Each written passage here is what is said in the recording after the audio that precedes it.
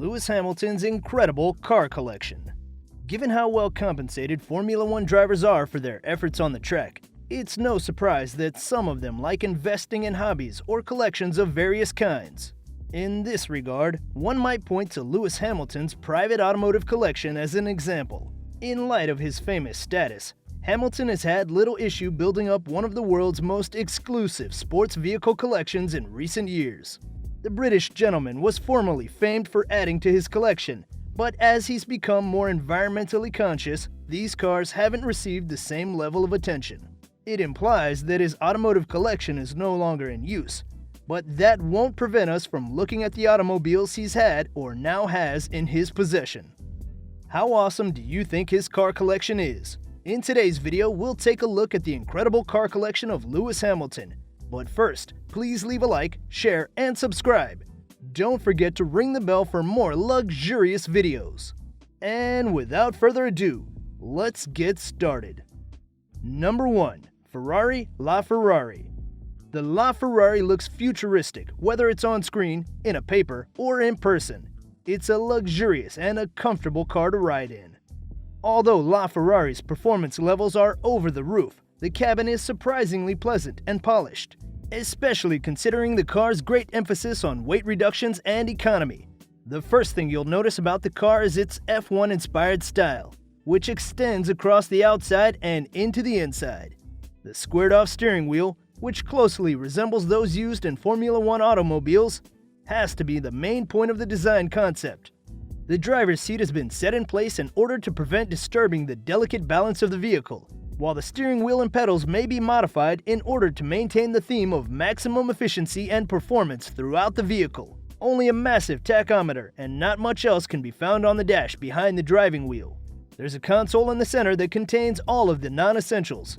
In-car features include a dual-zone climate control system with heating and cooling, an anti-glare rear-view mirror, an LCD digital clock, and a security system with an immobilizer, among others. Number 2. Pagani Zonda 760 LH.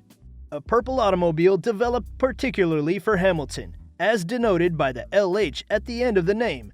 The Pagani Zonda 760 LH is a high-performance vehicle. The LH, while comparable to the other Zondas from the 760 series, is distinct in its own way. Its paint job, a delectable shade of purple that will make it stick out in almost any situation, is responsible for its originality.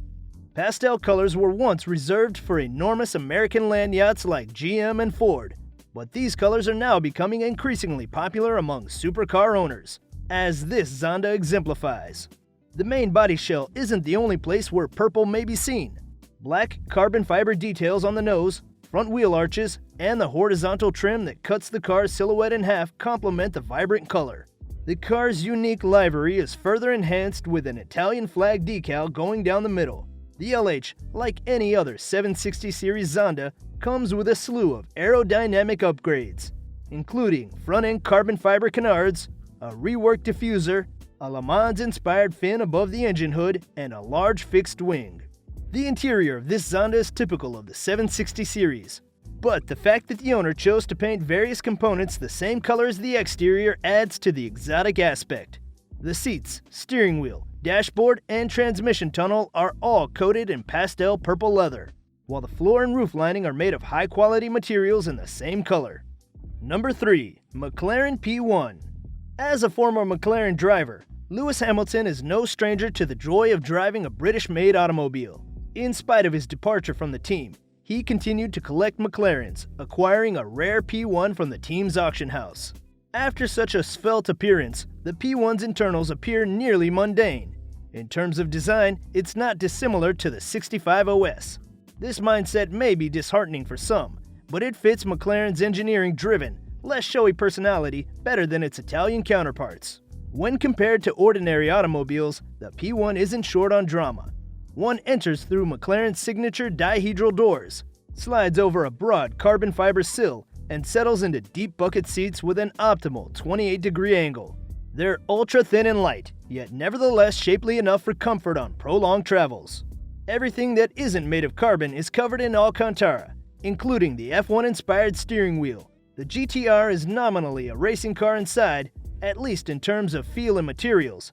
Nevertheless, because it's built on a production vehicle and lavished with the kind of attention you'd expect from a McLaren, it seems a lot less thrown together than other racers. The standard McLaren steering wheel is replaced by a more serious rectangular device, similar to that used in F1 vehicles, with a gummy surface on the grips that are clearly intended for usage with gloves.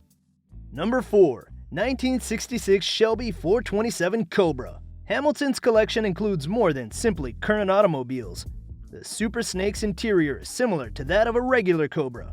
The little door panel is flat, much like the standard Cobra.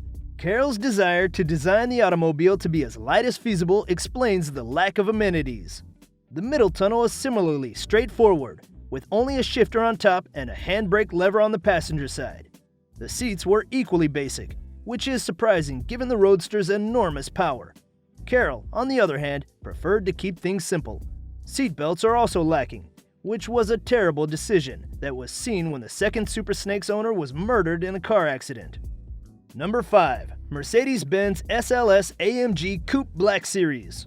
The AMG series handles lumpy, uneven roads well and is at ease on a variety of road conditions, although only at high speeds.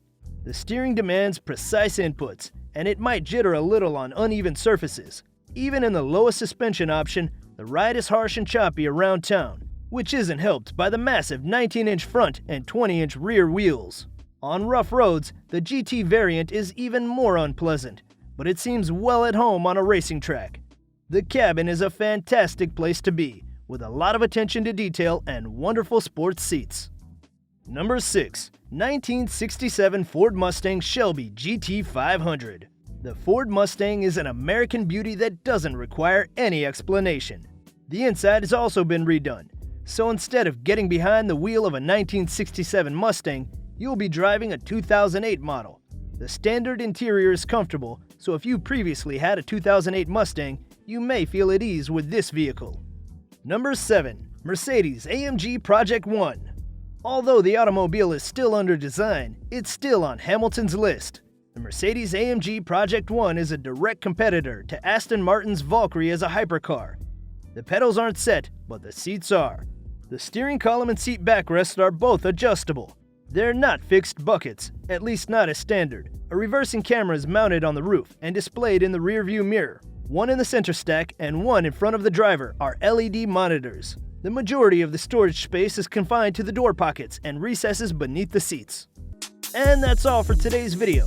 I'd like to wrap it up there. Which one of his cars is your most favorite? Which among them do you rate as the top luxurious? Comment below, let's engage. Also, support the channel by subscribing and leaving a like.